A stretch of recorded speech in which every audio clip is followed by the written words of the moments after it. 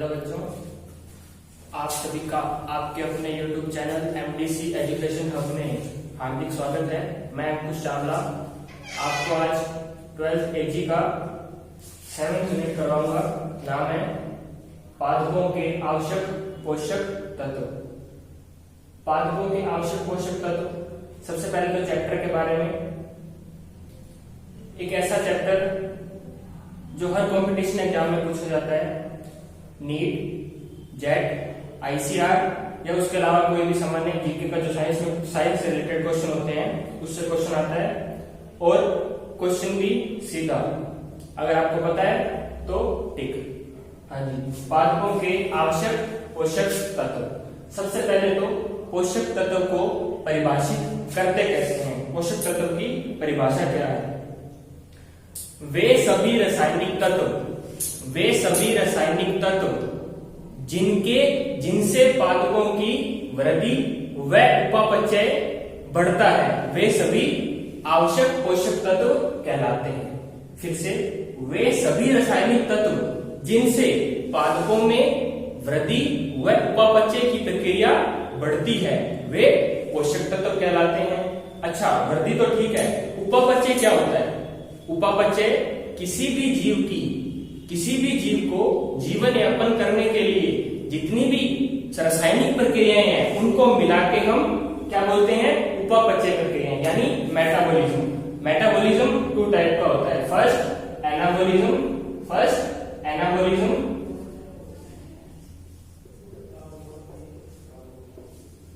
Second catabolism. इन दोनों को मिला के अपने क्या बोलते हैं? मेटाबॉलिज्म या उपापचय। इन दोनों को मिला के बोला जाता है उपापचय। अच्छा, पादपों के अंदर हम एनाबॉलिक और कैटाबॉलिक 2 प्रोसेस पढ़ते हैं। मेटाबॉलिज्म के अंदर, एनाबॉलिज्म के अंदर फोटोसिंथेसिस आता है, अपने पढ़ते हैं फोटोसिंथेसिस। कैटाबॉलिज्म के अंदर अपने क्या पढ़ते हैं? जो उसके बाद ग्लाइकोलाइसिस, लिंक रिएक्शन या फिर क्रेब्स साइकिल आता है, उसके अंदर अपन कैटाबॉलिज्म पढ़ते हैं। इन दोनों को मिला के मेटाबॉलिज्म। अच्छा, आपको ये क्यों बताया जा रहा है? क्योंकि पोषक तत्वों की परिभाषा के अंदर आ रहा है, यानी कि इन सभी प्रक्रियाओं को बढ़ाने में आवश्यक रासायनिक तत्वों को क्या बोलते हैं? अपने पोषक तत्व बोलते हैं। उसके बाद इसकी एक स्पेशल क्राइटेरिया है कि पोषक तत्व पादपों की वृद्धि में प्रत्यक्ष रूप से काम करते हैं। पादपों की वृद्धि में प्रत्यक्ष या परोक्ष रूप से काम करते हैं। प्रत्यक्ष रूप से काम करेंगे, यानी कि अगर पादपों में रासायनिक पोषक तत्वों की कमी है तो वो पादपों में प्रतिकूल प्रभाव डालेंगे, वो प्रत्यक्ष रूप से उसको प्रभावित करेंगे। सेकंड पॉइंट है, अभी रासायनिक पोषक तत्वों को वैज्ञानिक निर्धारण के लिए कुछ वैज्ञानिक आए। 2 वैज्ञानिक दिए हुए आपकी बुक में। फर्स्ट है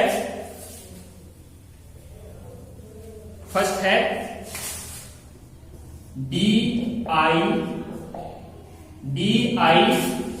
ऑर्नन। इसका वर्क है 1954 का। D.I. ऑर्नन ने अपने कुछ सिद्धांत दिए, उसने अपनी कुछ थ्योरी रखी कि मैं कुछ शर्तें दे रहा हूं, इन शर्तों के अकॉर्डिंग ही जो मैं आपको 3 पॉइंट बताऊंगा, अगर वो अनिवार्य पोषक तत्व वो ही होंगे जो इन तीनों शर्तों को मानते हैं, सबसे पहला उसने क्या पॉइंट बताया? D.I. ऑर्नन ने सबसे पहला पॉइंट क्या बताया? एक बार आपको मैं बता दूं कि जो भी मैं बोल रहा हूं, मैं यहाँ पे लिख नहीं रहा, जो बोल रहा हूं उसको 2 से 3 बार रिपीट करूंगा, तो आप अपने नोट्स बनाएंगे ना। मैं यहाँ पे थ्योरी नहीं लिख रहा, जो बोल रहा हूं उसको आप अपने हाथ से लिख के नोट्स बनाएंगे। D.I. ऑर्नन ने 3 सिद्धांत दिए।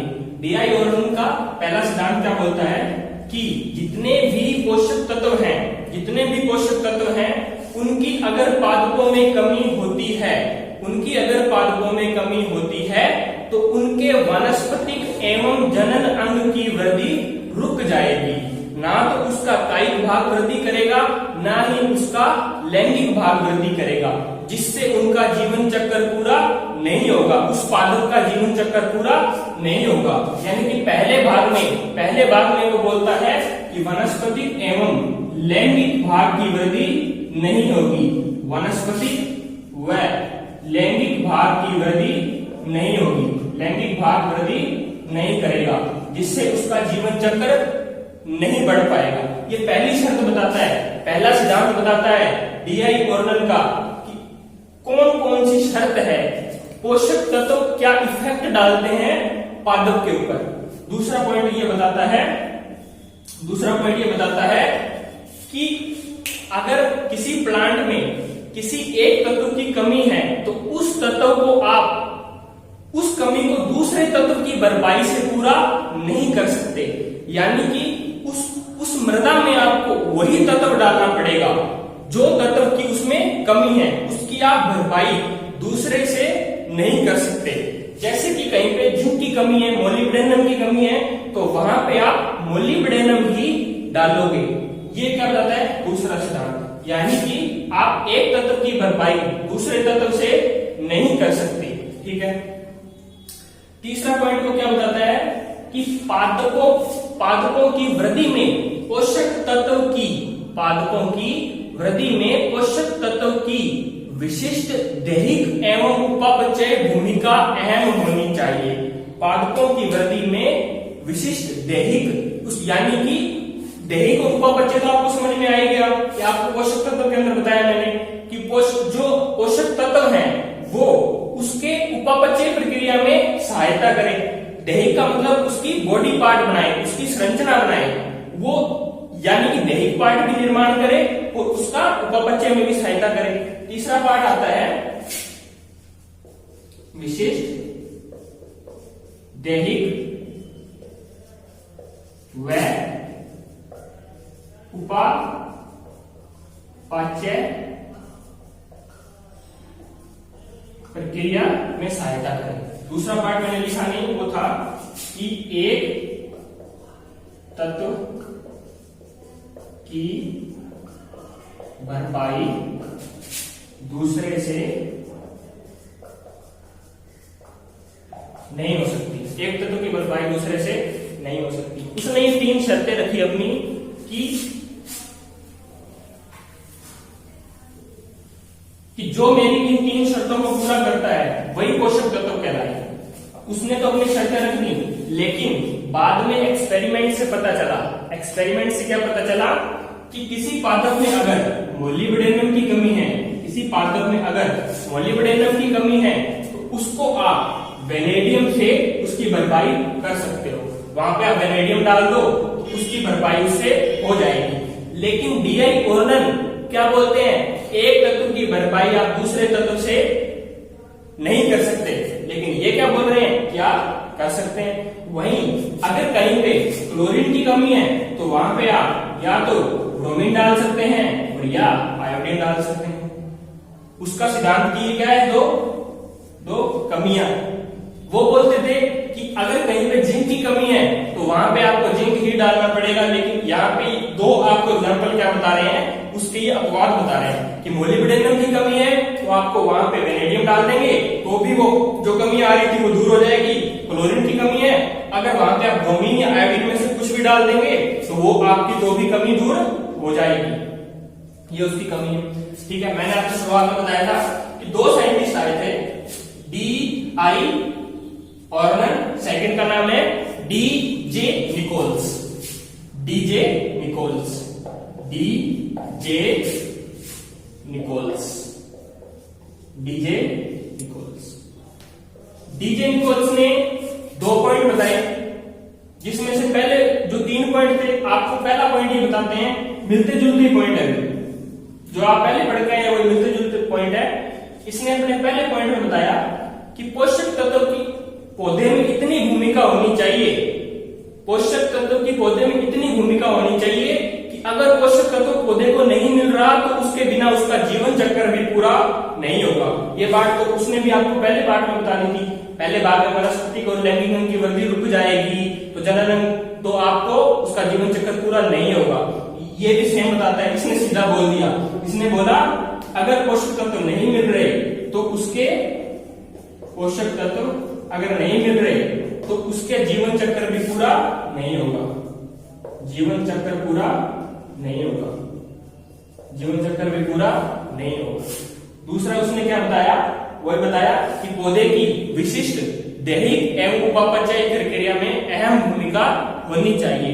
पौधे की विशिष्ट दैहिक एवं उपापचय प्रक्रिया में अहम भूमिका होनी चाहिए। दूसरा पॉइंट ये था, विशिष्ट दैहिक व उपापचय प्रक्रिया में भूमिका होनी चाहिए। वही दो पॉइंट सेम रिपीट हो रहे हैं अभी, ठीक है। और इसने जो कमी थी वो पॉइंट तो बताया ही नहीं है, सीधा पोषक तत्व नहीं मिल रहे तो जीवन चक्र भी पूरा नहीं होगा उसका जीवन चक्र। दूसरा बता दिया कि विशिष्ट दैहिक एवं उपापचय प्रक्रिया में अहम भूमिका होनी चाहिए, वही पॉइंट है उसका बता। ये दो पूरे हो गए आपके साइंटिस्ट जो वैज्ञानिक निर्धारण, पोषक तत्वों का वैज्ञानिक निर्धारण पॉइंट था वो कंप्लीट हो रहा है। उसके बाद कि अनिवार्य पोषक तत्व होते कितने हैं। वर्तमान में 17 अनिवार्य पोषक तत्व हैं, ठीक है। इनको याद करने का तरीका होता है, ये आपको नेक्स्ट वीडियो में मिलेगा। पोषक तत्व है कौन कौन से वो आपको मैं लिख रहा हूं। C carbon, hydrogen, oxygen, nitrogen, magnesium, sulphur, phosphorus, potassium और कैल्शियम। ये टोटल 17 है, टोटल 17 है। ये 9 हो गया आपके, nickel, boron, chlorine, molybdenum, manganese, ferrous, copper और जिंक। ये टोटल मिला के क्या है अभी आपके अनिवार्य 17 पोषक तत्व हैं। वर्तमान में इन 17 पोषक तत्वों को अनिवार्य पोषक तत्व माना जाता है, जिनकी अपन बात कर रहे हैं। चैप्टर का नाम अनिवार्य पोषक तत्व, पहले पोषक तत्व की परिभाषा पढ़ी, उसके बाद आपको उसका वैज्ञानिक निर्धारण बताया। हालांकि वो वर्तमान में 17 है कौन कौन से, तो वो ये 17 है। इसका भी आगे वर्गीकरण है, कौन सा गहन पोषक तत्व है, कौन सा सूक्ष्म पोषक तत्व है, वो आगे की बात है। और उसके बाद कुछ छोटी छोटी डेफिनेशंस हैं। सबसे पहले तो यही जो आपको बताया है, इसमें से संरचनात्मक पोषक तत्व किसे बोलते हैं। संरचनात्मक पोषक तत्व, संरचनात्मक पोषक तत्व बोलते किसे हैं। सबसे पहले तो संरचनात्मक पोषक तत्व बोलते किसे, कौन कौन से संरचनात्मक पोषक तत्व।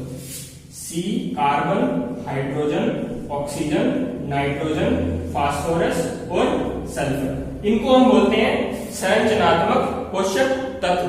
अच्छा, संरचनात्मक पोषक तत्व बोलते क्यों हैं, क्योंकि ये पादप प्रोटीन एवं पादपों में जीव द्रव्य की रचना करते हैं। क्योंकि ये पादप प्रोटीन एवं जीव द्रव्य की रचना करते हैं, क्योंकि ये पादप प्रोटीन व जीव द्रव्य का निर्माण करते हैं। इसलिए ये क्या बोला जाता है, संरचनात्मक पोषक तत्व। होते कौन कौन से हैं, carbon, hydrogen, oxygen, nitrogen, phosphorus और सल्फर, ठीक है। भी संरचनात्मक पोषक तत्व है, ठीक है। अभी आपने पढ़ा था कि अनिवार्य पोषक तत्व कौन कौन से होते हैं। 17 से टोटल आपको बताया था। उन 17 में से ये जो 1 2 6 जो है अभी, इनको बोला जाता है संरचनात्मक पोषक तत्व। क्यों बोला जाता है, क्योंकि पादप प्रोटीन एवं जीव द्रव्य का ये निर्माण करते हैं। उसके बाद दूसरी बात कि कुछ विशिष्ट प्रजाति के लिए अनिवार्य पोषक तत्व अलग से हैं। कुछ विशिष्ट प्रजातियों के लिए सामान्य तो वो ही 17 हैं, लेकिन कुछ विशिष्ट प्रजातियों के लिए अनिवार्य पोषक तत्व अलग से हैं, जैसे कि सोडियम, सिलिकॉन, कोबाल्ट और वेनेडियम। ये अनिवार्य पोषक तत्व हैं, लेकिन कुछ विशिष्ट प्रजातियों के लिए ये अनिवार्य पोषक तत्व हैं। विशिष्ट प्रजातियों के लिए अनिवार्य पोषक तत्व है।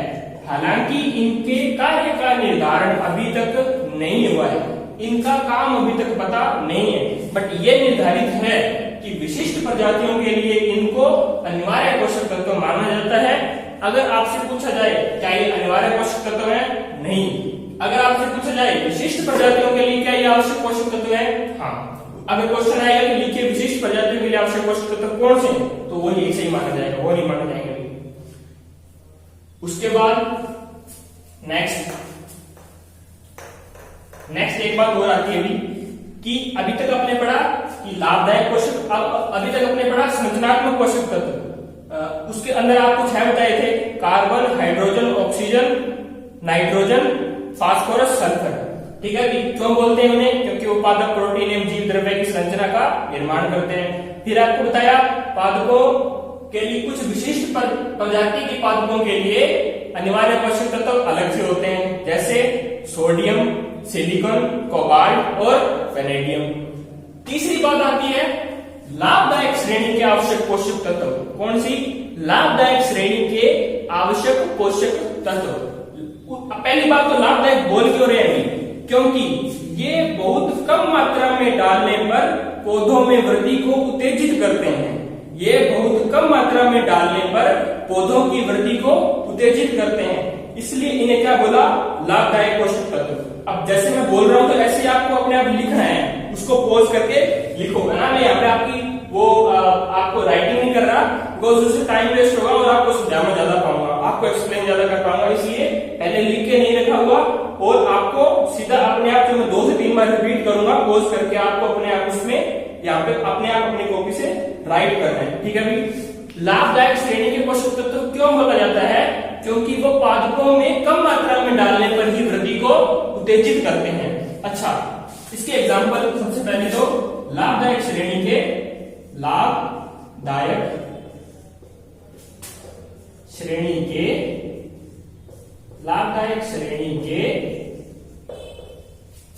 आवश्यक पोषक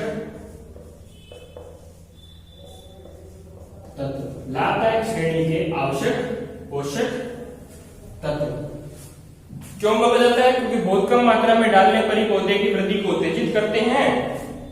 एग्जाम्पल है aluminium, gallium, strontium, arsenic, nickel, उसके अलावा